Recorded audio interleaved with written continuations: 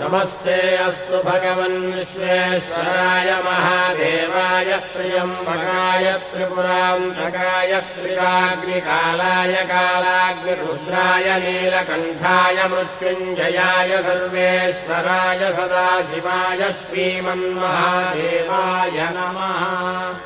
नमो हिरण्यवाहवे सेनान्ये दिशाञ्च पतये नमो नमो वृक्षेभ्यो हरिकेशेभ्यः पशूनाम् पतये नमो नमः सस्मिञ्जराय श्रीमते पथीनाम् पतये नमो नमो बभ्रुजाय विव्याधिनेन्नानाम् पतये नमो नमो हरिकेशायोपवीतिने पुष्टानाम् पतये नमो नमो भवस्येत्यैकताम् पतये नमो नमो रुद्राय तकाविने क्षेत्राणाम् पतये नमो नमः सूताय हन्त्याय वनानाम् पतये नमो